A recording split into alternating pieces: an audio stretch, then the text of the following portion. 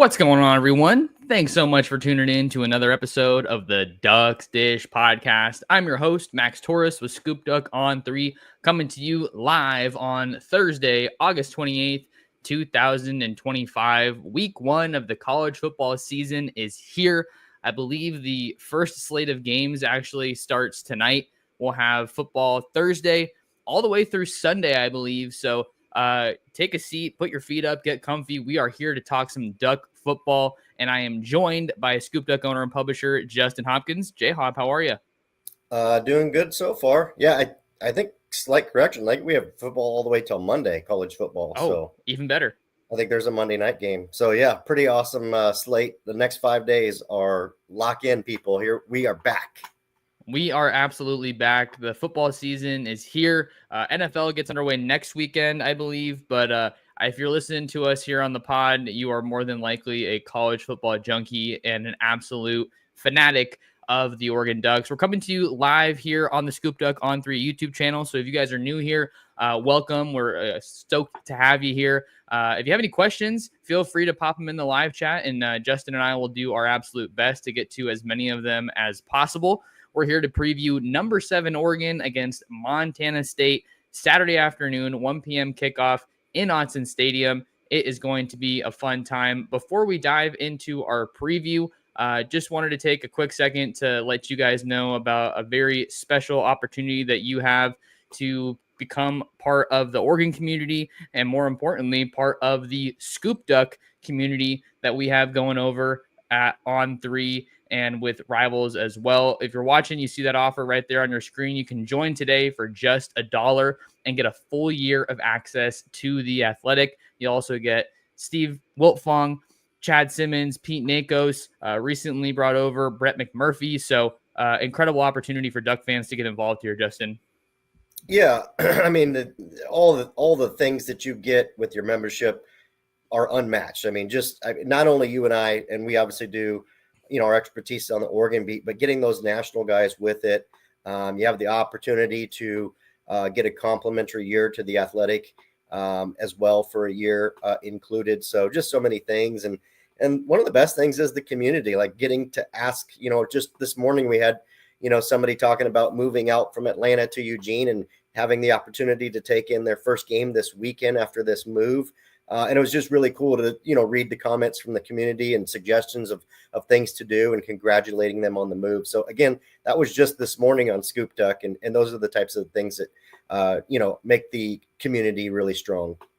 The community is definitely one of the best parts of what we have over there on Scoop Duck. You guys get direct access to both Justin and myself. And then, like we kind of mentioned, our national experts pop in as well. Chad Simmons, Steve Wiltfong, Adam Gorney, one of the top voices on the West Coast, is also part of the party as well. So no better time. Come check us out over at scoopduck.com. Great deal. And the college football season's here, so couldn't think of better timing. We also got some details on expected visitors on the recruiting front that are going to be making their way out to Eugene. I posted that this morning for our subscribers. So come and see us if you haven't already. We'd love to have you. Justin, let's turn the page here and kick things into high gear and talk about this Oregon season opener against Montana State. Oddly enough, the Ducks and Bobcats have only played once prior to Saturday's game, and that matchup was all the way back in 1947 in Eugene. The Ducks took home a win that day, 27-14, but now they play host to the Bobcats, one of the top programs in the FCS ranks. Yeah, great first game. Like, this is a really good first game because this is like, it should equate to basically varsity playing against JV, but it's a really strong JV team, right? Like, they're good. They're going to be fundamentally sound. We know they're going to run the football. That's the name of the game for them on offense.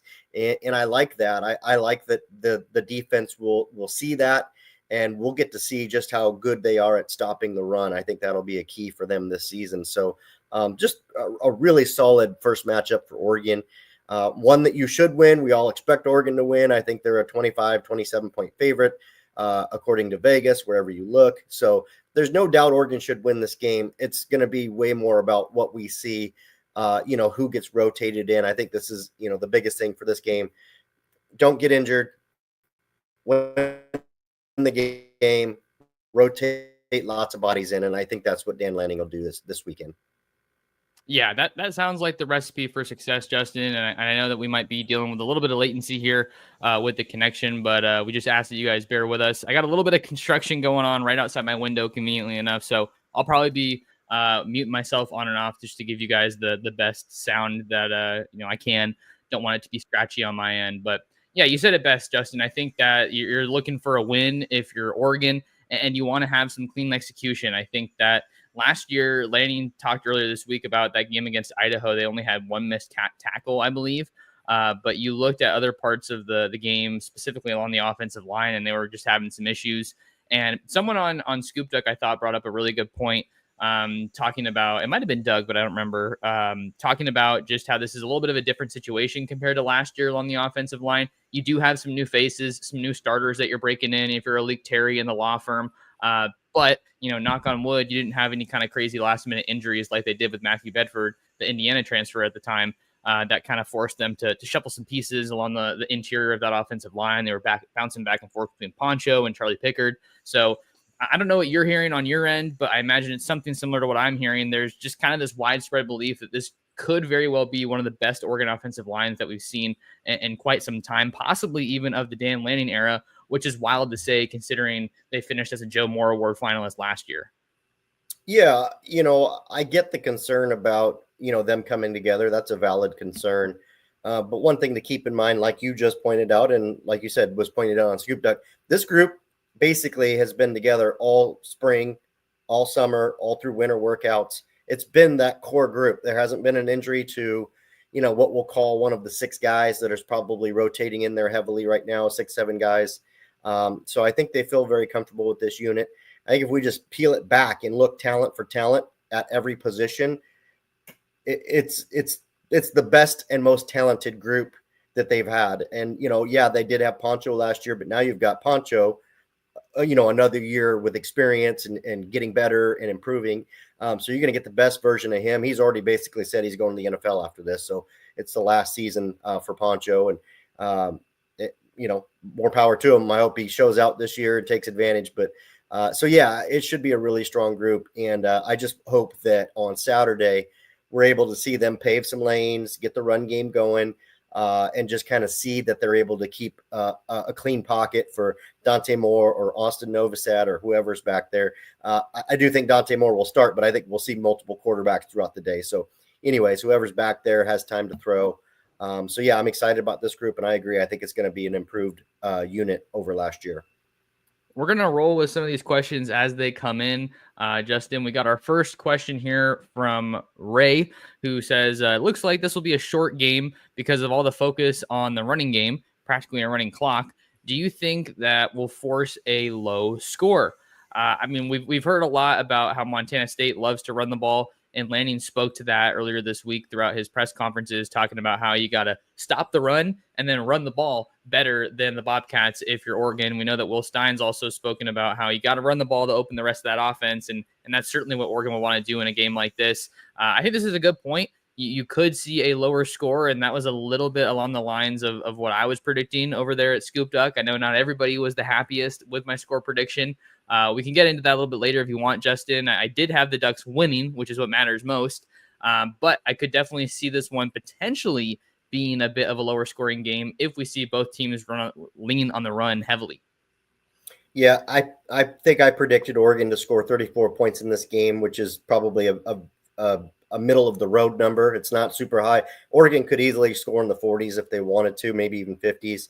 But again, I think Ray makes a good point, and it was part of the argument I made in my score prediction is, hey, they're going to rotate a lot of bodies through there. Oregon's, it doesn't matter if Oregon wins by 17 or they win by 27, right? If they win by 17 and they were able to rotate a lot of bodies in there and get film on these guys in the game and see what they're doing right, see what they're doing wrong, and how they can get better over the next couple of weeks, that has way more value than padding the score by 10 points. So I think both of those reasons, I think the rushing attack of both sides, I don't think Oregon will do a lot vertically just to kind of keep that close to the vest for when they need it. And all great points. I think Ray makes a great point too. Yeah, with a lot of running, the score is going to stay low, and that's totally okay. And one of the other things that I've kind of gleaned from preparation and some research this week, Justin, is that the Montana State secondary is a little bit of an unknown, a little bit of a question mark. Maybe even it's a little shaky heading into this game. So maybe we don't see a lot of vertical passing attack from Oregon, which I think makes sense to think that could be the case so early on in the season and looking ahead to the Penn State game down the road in late September. With a shaky secondary, I think you can still do a lot in the short to intermediate game. I think this will be a game that kind of centers around Dorian Moore, who we assume to be the starter, kind of getting in that rhythm with his wide receivers, with his tight end like Kenyon Sadiq, with a newer face like Jamari Johnson, who joined the team from Louisville this offseason. The wide receivers, I think, at least, I mean, based on the vibe that I'm getting, Justin, feel like they're the position group that far and away is kind of the biggest unknown, but also the group that has like the most excitement. What do you think? Yeah, I mean, the reality is this: Oregon's probably only going to run about 4 plays. I mean, it's going to be 4 plays, a couple of variations of those plays. So in terms of the wide receivers, I don't think you're going to see, deep verticals or exotic looks or anything like that. You're going to see some simple outs, some simple slants, some things that just don't put anything on tape. But the facts are these guys are far more talented than what Montana State has at defensive back. They should still be able to – someone should get open, right, even by doing that. So I think you'll see some screens. I think you'll see some slants, just some of the basic stuff that really doesn't show anything that everybody runs. And it'll be kind of up to that player. And so to your point, I think we'll see which receivers are kind of difference makers with the football in their hands, who's able to obviously catch the ball first and foremost, but, who's able to do something with it after they catch it. So I think that'll be something that we kind of watch for versus, okay, who's the deep threat in this offense. I'm not sure that we'll see a lot of that on Saturday, maybe once or twice, but it won't be much. And like you said, this is a group that I still think is very much evolving for Oregon and for Dan Lanning. I think there's a couple guys that are probably a little bit above the rest. And then I think there's 2, 3, 4 guys that are kind of battling for positioning, if you will. Yeah, this is a group that I think will rotate heavily throughout the first couple of weeks here, especially with all the talent that you have at the wide receiver spot. You're going into this game, I mean, you could say a little bit shorthanded given some of the developments from the offseason, Evan Stewart's injury and Jerion Dickey's suspension. So like that's going to free up snaps for some of these guys. And I think that is kind of fueling my excitement for this offense because you never like to see guys get injured, but it does free up opportunities for some of these young guys that I know I've been really wanting to see hit the field. I know a lot of fans feel the same way. The Ducks have been, going to the portal a little bit for wide receivers, and they bring in another one in Malik Benson from Florida State, kind of his last ride and wants to go out with a bang. Gary Bryant Jr. appears to be fully healthy for the first time in a long time. He was pretty electric back in 2023 when he was last healthy, Justin. And the other thing that I think is important to discuss here with the offense, and then maybe we can get a little bit into the defensive talk here ahead of Saturday's home opener for Oregon against Montana State.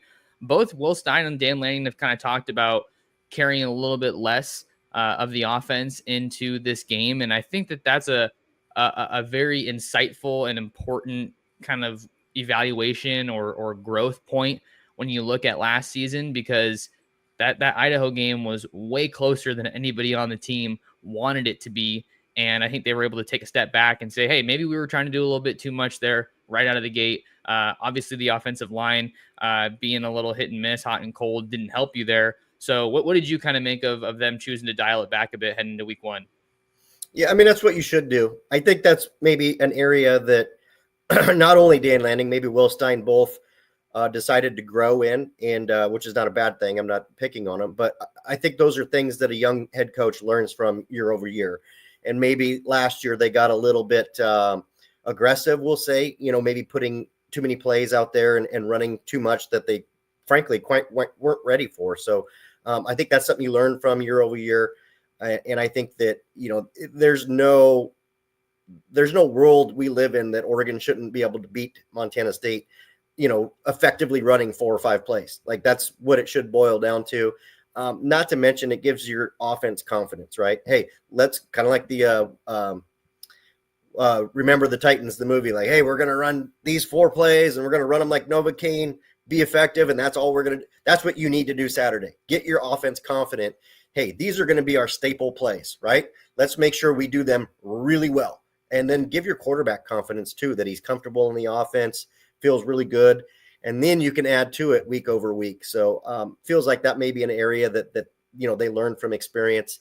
And it's 100% the right call because, quite frankly, they should be able to beat Montana State with you or I at quarterback running those 4 or 5 plays. And I don't mean to, be mean to Montana State, but let's face facts. That's just the talent difference on these two football teams.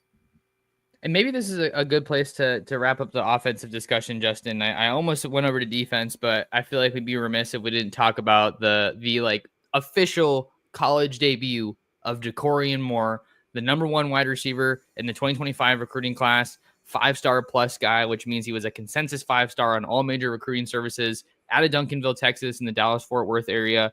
He is as hyped up of a receiver as I have seen in my years covering the beat. I know you've been doing this longer than me, so I don't know if you have like a similar situation that you can liken it this to, but I mean, for all intents and purposes, Justin, Oregon fans are hoping that Dorian Moore can be their Ryan Williams, can be their Jeremiah Smith, and just take this passing offense to a whole new level.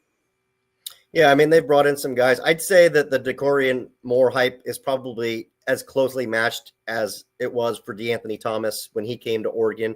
Obviously, different players, like for different reasons, but I think that's kind of the level of hype that Dorian Moore is matching. There was a lot of hype for Jerion Dickey too. Obviously, that hasn't worked out to this point, but it's clear that Dorian Moore is on a different path, different trajectory to this point. So I think for him, we're all excited to see him tomorrow. We were all excited to see him in the spring game.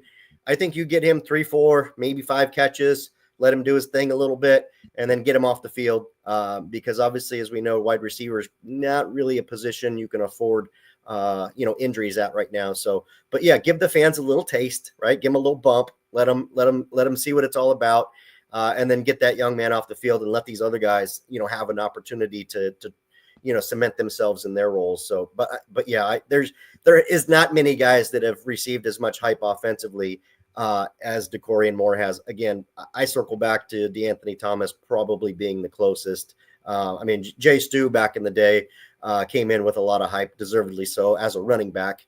Those are just a few off the top of my head.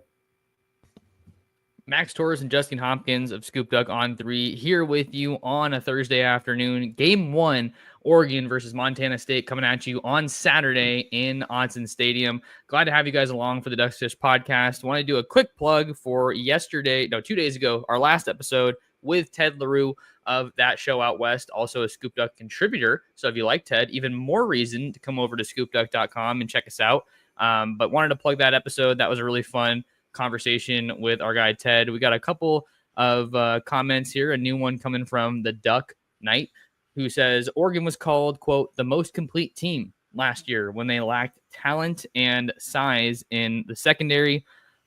This is an interesting one because the secondary is another position that I am tremendously excited about, Justin. I don't know if I would say Oregon lacked talent outright last year, but they definitely lacked size. So I think that when you look at this year's secondary, guys like Ifeoma Badegwu, Kingston Lopa, Dylan Thieneman comes over from Purdue, Brandon Finney Jr.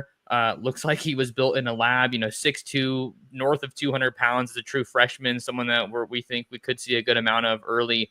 I think this looks like a revamped, a reloaded secondary from a year ago. And then you also have a couple of the transfer additions in Theron Johnson and Jaden Kennedy that come over from Northwestern and Ole Miss, respectively. So maybe we dive into a little bit of this defensive talk with some secondary.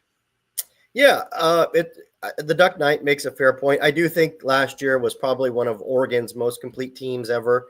And I do say that and agree with, the secondary wasn't a strength of the team, but it was good enough that was a strong defensive unit last year. It was good enough to do the job. Now that said, I think this year's secondary is better. They're taller, they're more athletic, they're bigger, the corners are bigger, they're deeper at all of those positions. Whether they play together as a unit or not, we obviously will have to see on Saturday and beyond. But yeah, I think you look at, what Oregon has brought in, they've definitely elevated the roster. They've elevated the roster across the board at all positions, but secondary is one that I think we'll see a better unit. I also think the defensive line will be better, and that's really tough to say because that was a really disruptive and strong defensive line unit last year. But again, I mean, I think you're going to see the best version of Mateo out there, the best version of Tatum. We're all high on Amari Washington and his freakish attributes. So ultimately, defense is going to be the strength of this team. I think the defense is going to be the strength of this team. And I don't know that Oregon needs to score anybody, 44-40 to win. I think if you can get the offense to comfortably put up 24 points week over week, they're probably going to be able to win most, if not all of their games. So that's going to be the key there. Like the point, secondary is improved.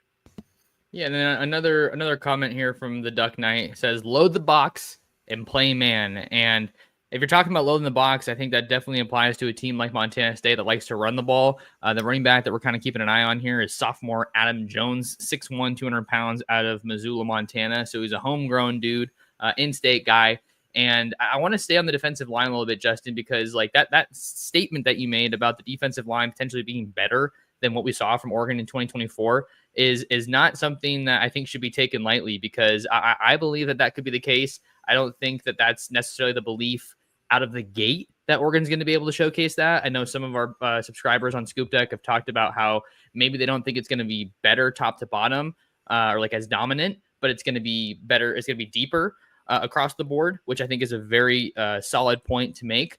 I think for Oregon, when you look at a team like Montana State and you have to stop the run, just by the sheer bodies that they're going to be trotting out there on Saturday, you're halfway there. If you got guys that are massive and strong and can, go toe to toe and take on those double teams, that's half the battle. The other half is the execution. And are you in the right spots? Can you get lined up? Are you playing discipline? Are you playing clean? So those are some of the things that we're going to have to see from this Oregon defensive line for us to maybe definitively say it's better than last year. Keep in mind, Justin, that last year featured the Big Ten sack leader, Mateo Uiagalelei, who's back for presumably his last year of college football. And then you also had Jordan Birch and Derek Harmon and Jamari Caldwell. That's 3 NFL guys on last year's defensive line. And here you and I are saying that there's a good chance it could be better. If it is, I think the edge room plays a big part of that. Well, and the reality is this: they don't even need to be better.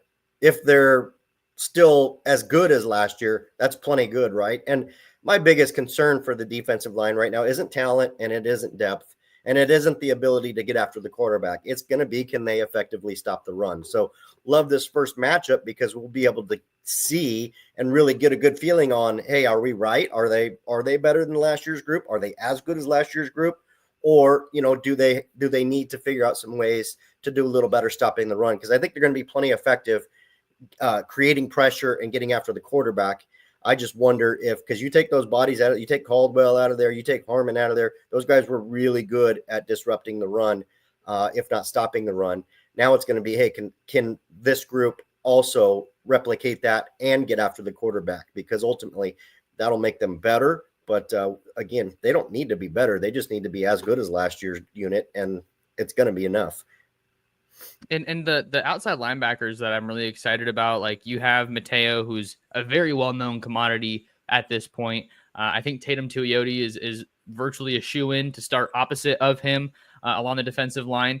I think Tatum is a guy that is just like almost Mr. Consistent. Like I don't think he makes the flashiest plays all the time, and maybe I don't think he's going to lead the team in sacks like maybe Mateo could again, but he's just Mr. Consistent. And maybe he's like the epitome of a coach's son, just does things the right way and is a really solid stabilizing piece of that room. But the dude who kind of feels like a breakout candidate, I think you could make the case for two, would be Blake Purchase, who did redshirt last year after he was featured heavily in 2023. But then you also have a former 5-star recruit in Elijah Rushing, who is, for all intents and purposes, almost a Mateo clone, who redshirted last year, has really changed his body and looks like he's just ready to be unleashed. Yeah, helping me make a point. That's why I think this defensive line unit has the opportunity to be better, is because when you get to the second half where you're late in the game and you've rotated a second unit out there almost all across the board that's completely fresh and has only played 15 snaps or 20 snaps, whatever, and the opposing offensive line is tired, you're looking across these guys like, that guy's not even freaking sweating yet. I'm in deep shit, and so that's, you just mentioned a rushing, and you mentioned a purchase, and there's all these guys, Tion Gray, there's just so many guys, Terrence Green, that I think they're going to be able to rotate through.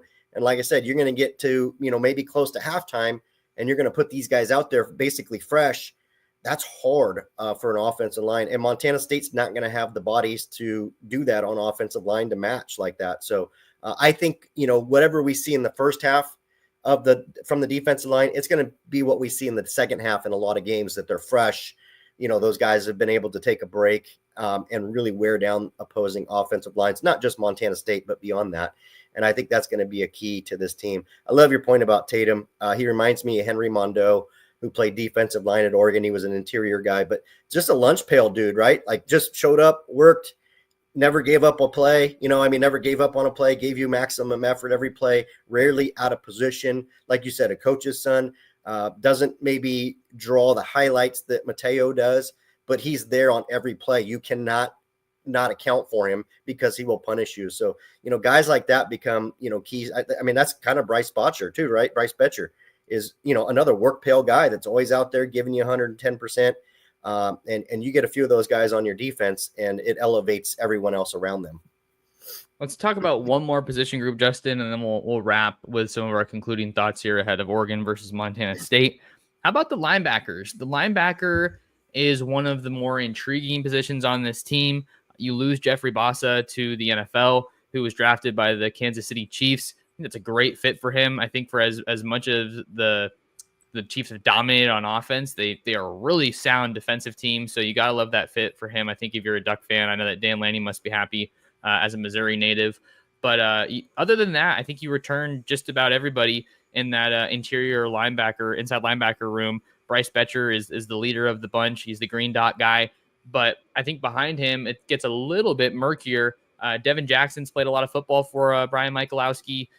Seemed like he was a little bit limited at times in fall camp. So going to be curious maybe to see how much they throw him out there to let this thing go. Jerry Mixon's a guy I've been really excited about, and kind of from some of my conversations, seems like we're going to see a healthy dose of Jerry Mixon. He's been in the program for a couple of years now. Soft-spoken guy. Spoke to him at an Oregon Football Media Day in Eugene, but someone that the staff is really high on. And then you have the trio of redshirt freshmen and Dylan Williams, Kamar Matudi, and Braden Platt.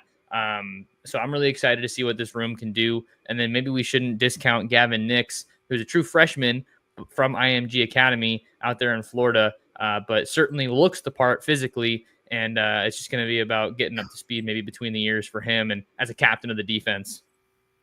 Yeah, those first three you mentioned, we know what we have in Bryce Betcher there. And I think you'll see a lot of Devin Jackson and Jerry Mixon used situationally, right? And what I mean by that is Devin Jackson's one of the best athletes on the team. The guy can run. He's almost basically a jumbo-sized nickel, if you will. And you could put him back there. We might even see him drop back on occasion, kind of just depending on what. Or we're probably not going to see it this Saturday, but where you could put Mixon out there and he could be a little bit more of a helper in run stop. So I think you'll see them used situationally at times. I think you'll see Mixon and Jackson continue to battle for that second spot. And like you said, then there's the redshirt freshmen and the true freshmen after them that we'll see a lot of them on Saturday trying to figure out, who's maybe kind of rising to the top there. You and I have talked about it. Again, if I know Max led in with subscribing, we talk about a lot of stuff here, but there's even more stuff that you can read on Scoop Deck that we don't necessarily give away for free here. So worth every bit of your $1 that it takes to sign up.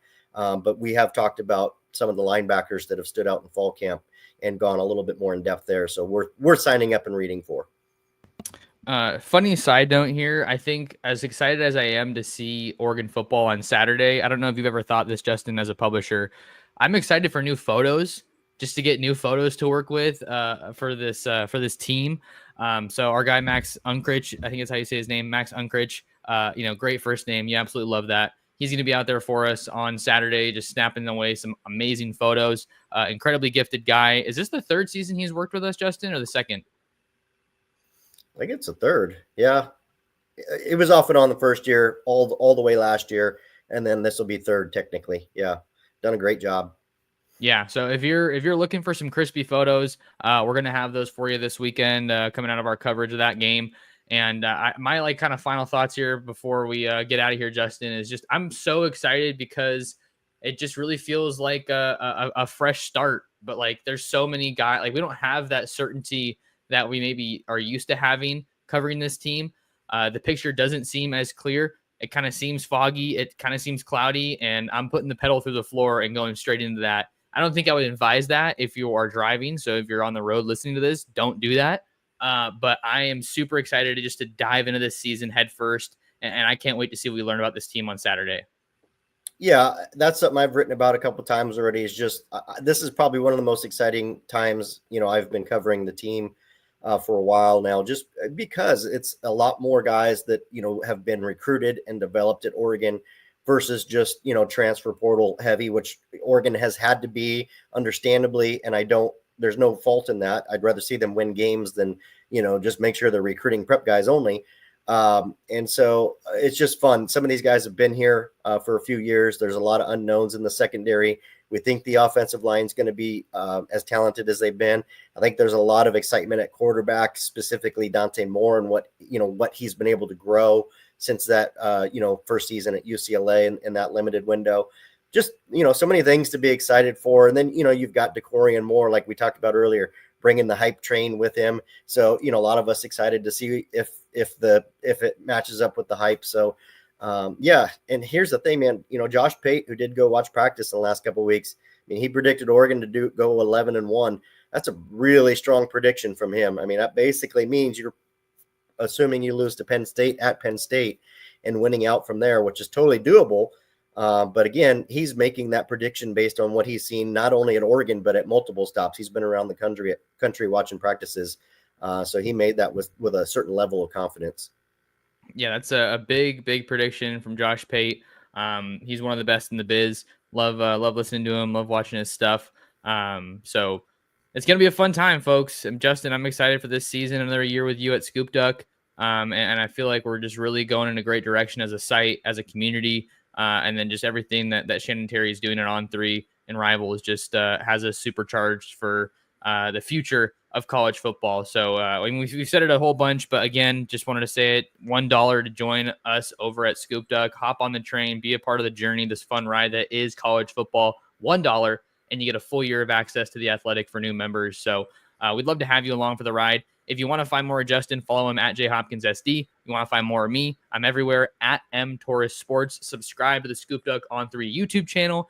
And hey, while you're at it, do us a favor and share the Duck Stitch podcast with everyone you know, especially those other Duck fans. But until next time, appreciate you guys for tuning in, and we will catch you guys in the next episode of the Duck Stitch podcast.